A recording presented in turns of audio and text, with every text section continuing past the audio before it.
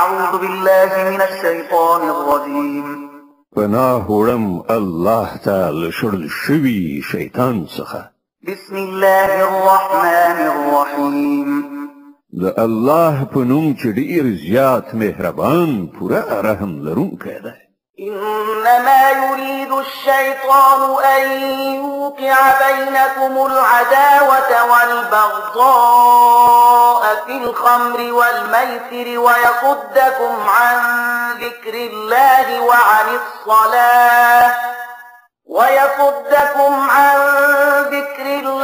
وعن الصلاة فهل أنتم منتهون؟ شیطان خدا غواړي چې د شراب او خمار په وسیله ستاسو په منځ کې عداوت او دښمنی واچوي او تاسو د خدای له یادولو او لمانځه څخه منع کړي. نو آیا تاسو له دې چارو څخه لاس اخلئ؟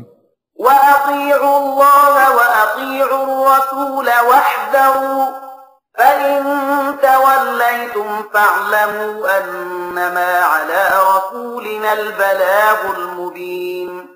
د الله او د هغه د پیغمبر خبره ومنئ او د الله او د هغه د رسول نافرمانی څخه رامنه شئ. خو که تاسو حکم ته شا کړه وپوهیږئ چې زموږ پر پیغمبر د څرګند حکم رسولو مسؤلیت. ليس على الذين آمنوا وعملوا الصالحات جناح فيما طعموا إذا ما اتقوا وآمنوا وعملوا الصالحات ثم اتقوا وأحسنوا والله يحب المحسنين. څوک چې ایمان راوړي او غوره چارې سرته ورسوي هغوی چې مخکې څه خوړلي څښلي وو په هغو به وننیول شي په دې شرط چې په آینده کې له هغو شیانو څخه ځان وژغوري چې حرام کړی شوي دي او پر ایمان ټینګ ودرېږي او ښه کارونه وکړي. بیا چې له کومو شیانو منع وشي له هغو څخه لاس واخلي او څه چې د خدای امر وي هغه ومني. بیا د خدای له ویرې سره ښه کړنلاره ونیسي. الله نیک عمله خلق خوښوي. يا أيها الذين آمنوا ليبلونكم الله بشيء من الصيد تناله أيديكم ورماحكم ليعلم الله من يخافه بالغيب فمن اعتدى بعد ذلك فله عذاب أليم. اے مؤمنانو، الله به تاسو د هغه ښکار په وسیله په سخت ازموینه کې واچوي چې بیخي ستاسو د لاسونو او نیزو تر کنټرول لاندې راغلي وي. د دې لپاره چې ولیدل شي چې له تاسو نه څوک له هغه نه په غیاب کې ویریږي. نو چا چې له دې اخطار نه وروسته د الله له ټاکل شوي حد نه تیری وکړ د هغه لپاره دردناک عذاب دی. يا أيها الذين آمنوا لا تقتلوا الصيد وأنتم حرم ومن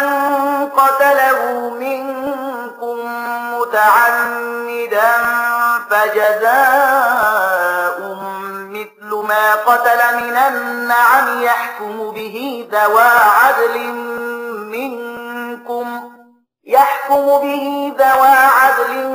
منكم هديا بالغ الكعبة أو كفارة طعام مساكين أو عدل ذلك صياما ليذوق وبال أمره عفى الله عما سلف ومن عاد فينتقم الله منه والله عزيز ذو انتقام. اے مؤمنان، د احرام په حالت کې ښکار مه وژنئ او کله تاسو نه چا په پوهه او ادراک سره داسې وکړل نو کوم څاروی چې هغه وژلی وي نو د همغه انډول یو څاروی به له هغو څارویو نه نظر ورکوي چې د هغه فیصله له تاسو نه دوه تنه عادلان وکړي او دا نظرانه به کعبې ته رسوله کیږي. که دا نه وي نو د دې ګناه په کفاره کې به څو مسکینانو ته خواړه ورکوي یا به د هغو په اندازه روژې نیسئ تر څو چې هغوی د خپلو کړو خوند وڅکي. مخکې چې څه شوي هغه الله بخلي خو اوس که چا بیا دا حرکت وکړ نو له هغه نه به الله غچ واخلي. الله په ټولو بر لاس دی او د غچ اخیستنې واک وس لري. أحل لكم صيد البحر وطعامه متاعا لكم وللسيارة وحرم عليكم صيد البر ما دمتم حرما واتقوا الله الذي إليه تحشرون. ستاسو لپاره د سمندر ښکار او خواړه حلال کړی شول هر چیرته چې تاسو تمیږي یعنی اوسېږي عملته هم خوراک درته روا دی او د کاروان یعنی مسافرانو لپاره د لارې توخه هم کولای شي البته د وچه ښکار تر هغه وخت پورې پر تاسو حرام کړی شوی دی تر څو پورې چې تاسو د احرام په حالت کې نو د هغه خدای له نافرمانی څخه ځان وژغوري چې د هغه حضور ته به تاسو راغون کړی شوی ور حاضرېږي جعل الله الكعبة البيت الحرام قياما للناس والشهر الحرام والهدي والقلائد ذلك لتعلموا أن الله يعلم ما في السماوات وما في الأرض وأن الله بكل شيء عليم الله د درناوي وړ ځای کعبه د خلکو لپاره د ټولنیز ژوندانه د سمبالښت وسیله ګرځولې او حرام میاش د قرباني څاروي او د غاړې پټې هم چې تاسو دا قرباني پرې نه کوي تر څو چې تاسو ته څرګند شي چې الله د اسمانونو او ځمکې له ټولو حالاتو څخه باخبره دی او له هغه سره د هر شي علم دی اعلموا أن الله شديد العقاب وأن الله غفور رحيم خبردار اوسئ الله په سزا ورکولو کې هم ډیر سخت دی او د دې ترڅنګ ډیر بخښونکی او رحم کوونکی هم دی ما على الرسول إلا البلاغ والله يعلم ما تبدون وما تكتمون پر پیغمبر باندې خو یوازې د پیغام رسولو مسؤلیت دی نور ستاسو په ښکارا او پټو ټولو حالاتو پوهیدونکی الله دی قل لا يستوي الخبيث والطيب ولو أعجبك كثرة الخبيث فاتقوا الله يا أولي الألباب لعلكم تفلحون ای پیغمبره دوی ته وایي چې پاک او ناولي په هیڅ شان یو شانت نه دي که د ناپاکو ډیروالی هر څومره ستاسو لپاره جالب هم وي نو ای هوښیاران د الله له نافرمانۍ نه ځان وژغورئ هیله ده چې بریالیتوب مو په برخه شي يا أيها الذين آمنوا لا تسألوا عن أشياء إن تبد لكم تسؤكم وإن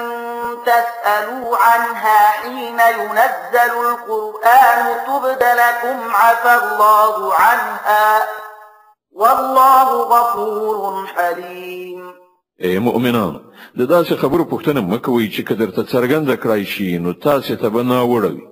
خو که تاسو د هغو پوښتنه په داسې وخت کې وکړئ چې قرآن نازلیږي نو هغه به درته څرګندې شي تر اوسه چې تاسو څه کړي دي الله هغه در بخښلي دي هغه بخښونکی او د زغم څښتن دی قد سألها قوم من قبلكم ثم أصبحوا بها كافرين لتاسو نه مخکې وی ډلې هم دا ډول پوښتنې کړې وي بیا د هغو په نه عملي کولو کافران شو ما جعل الله من بحيرة ولا سائبة ولا وصيلة ولا حام ولكن الذين كفروا يفترون على الله الكذب وأكثرهم لا يعقلون الله نه د بهيري په نامه کوم حیوان ټاکلی نه د صاحبې نه د وسیلې او نه حام چې بوتانو ته مخصوص کړی شي خو دا کافران پر الله باندې د دروغ او افتراء کوي او له هغو څخه زیاتره ناپوهان دي وإذا قيل لهم تعالوا إلى ما أنزل الله وإلى الرسول قالوا حسبنا ما وجدنا عليه آباءنا أولو كان آباؤهم لا يعلمون شيئا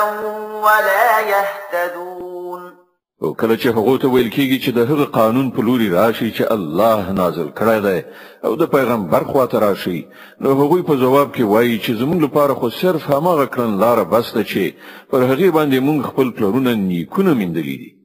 آیا دوی د پلرونو نیکونو څخه تقلید کوي که څه هم چې هغوی په هیڅ نه پوهیږي او له سمې لارې نه خبر قدر هم نه وي